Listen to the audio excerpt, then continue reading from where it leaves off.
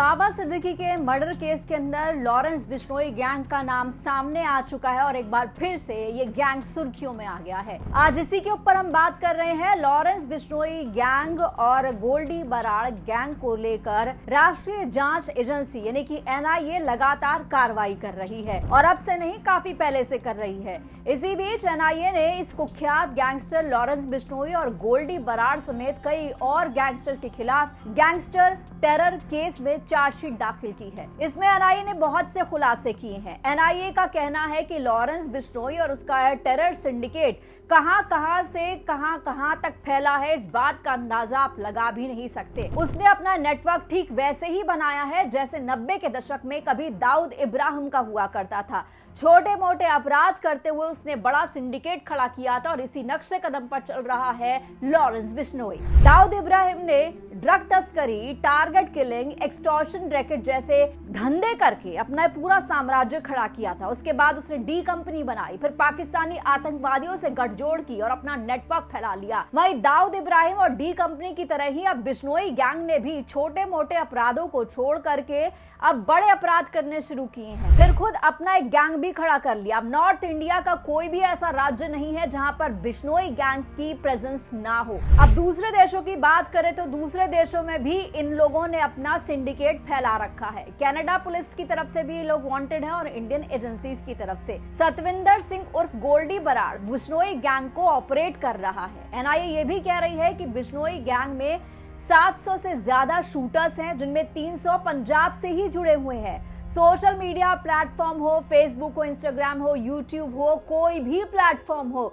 वहां से बिश्नोई गैंग जो है ये अपना प्रचार भी करता है। इसके गुर्गे लगातार पोस्ट करते हैं। अपराध को अंजाम देने के बाद इसकी जिम्मेदारी सोशल मीडिया पर ली जाती है। बिश्नोई गैंग ने साल 2020-21 तक करोड़ रुपए एक्सटॉर्शन से कमाए थे और वो पैसा हवाला के जरिए विदेशों में भी भेजा गया था। एनआईए के मुताबिक कभी ये बिश्नोई गैंग सिर्फ पंजाब तक सीमित था, लेकिन अब अपने शातिर दिमाग और करीबियों की वजह से इसका जो पूरा सिंडिकेट है वो नॉर्थ इंडिया में हरियाणा, दिल्ली, राजस्थान जैसे जगहों से जुड़ गया है। बिश्नोई गैंग अब पूरे नॉर्थ इंडिया में पंजाब से लेकर के उत्तर प्रदेश हो, हरियाणा हो, महाराष्ट्र हो, दिल्ली हो, राजस्थान हो, झारखंड हो, इन तमाम स्टेट्स में फैल चुका है। सोशल मीडिया और तमाम जगहों पर ये जो है नौजवानों को रिक्रूट करते हैं। जो नौजवान इनसे इम्प्रेस हो जाते हैं, इनकी हरकतों से इम्प्रेस होते हैं, इनके कारनामों से इम्प्रेस होते हैं, वो सोशल मीडिया के जरिए ही इनसे जुड़ जाते हैं। ये गैंग जो है वो अमेरिका, अजरबैजान, पुर्तगाल, दुबई और रशिया तक फैल चुका है। नौजवानों को कनाडा या उनके मनचाहे देश में शिफ्ट कराने का लालच भी ये गैंग देता है और उनको अपने साथ जोड़ लेता है।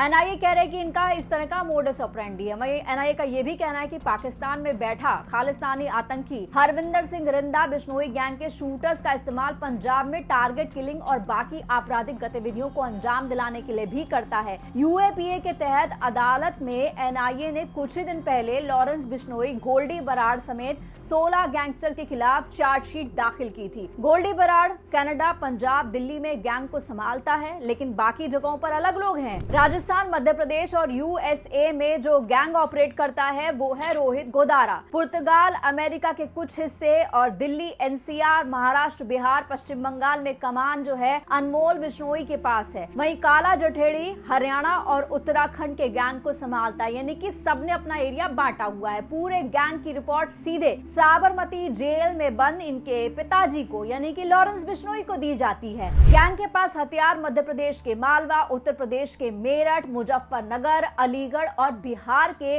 मुंगेर, खगड़िया से आते हैं। इसके अलावा पाकिस्तान बॉर्डर से लगते पंजाब के जो जिले हैं वहां से भी गैंग के पास हथियार पहुंचाए जाते हैं, यानी स्मगलिंग होती है पाकिस्तान बॉर्डर से हथियारों की। इसके अलावा पाकिस्तान, अमेरिका, रूस, कनाडा, नेपाल से भी गैंग के पास हथियार आते हैं, स्मगल होकर आते हैं और ये पूरी इस तरह की अपनी वारदातों को अंजाम देते हैं। पूरा इनका सिंडिकेट जो है इस तरह से फैला है। अमेरिका में बैठा लॉरेंस बिश्नोई का भाई अनमोल बिश्नोई जो गैंग की कमान अपने हाथ में रखता है। सलमान खान के घर फायरिंग करने में भी अनमोल का नाम सामने आया था। अनमोल सलमान के घर के बाहर जिन्होंने फायरिंग की थी उन शूटर्स को सिग्नल ऐप के जरिए उनसे कनेक्टेड था, उनसे बात कर रहा था, उनको इंस्ट्रक्शन दे रहा था। सिंगर मूसेवाला केस में भी ये अहम आरोपी है। लॉरेंस बिश्नोई के बाद बाद अनमोल बिश्नोई ही है जिसके पास गैंग की ज्यादा जिम्मेदारी या कहें कि पावर है। वहीं वांटेड गैंगस्टर और आतंकी गोल्डी बराड़ भी लॉरेंस बिश्नोई गैंग का कमांडर है, अमेरिका में बैठा हुआ है। सिद्धू मूसेवाला की हत्या में उसका भी नाम सामने आया था। सलमान खान के मामले में उसका नाम काफी चर्चा में आया था। इस कुख्यात अपराधी पर सरकार ने कई इनाम रखे हैं। गोल्डी बराड़ कॉलेज के दिनों से ही लॉरेंस के स्टाइल को पसंद करता था, इसीलिए इसके साथ जुड़ गया।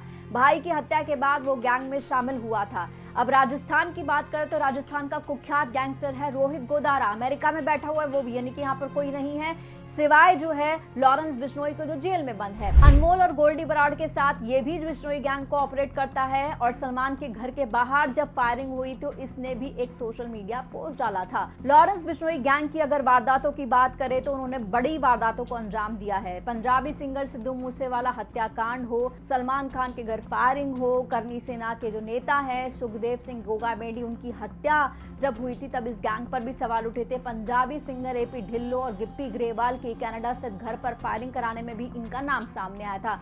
और हाल ही में दिल्ली में नादिर हत्याकांड हुआ था, अगर आपको याद हो, तब भी इसका नाम सामने आया था। तो ये गैंग जो है कोई छोटा मोटा जो है चुटपुटिया गैंग नहीं रहा। इसका पूरा नेटवर्क देश के कई हिस्सों में, कई राज्यों में है और कई और देशों में भी है जहां से नेटवर्क को ऑपरेट करते हैं। और इनके पीछे एनआईए भी लगी है और नेशनल एजेंसीज भी लगी हैं, इंटरनेशनल एजेंसीज भी हैं, लेकिन इन पर लगाम कसना मुश्किल होता जा रहा है। इस वीडियो में इतना ही। नमस्कार।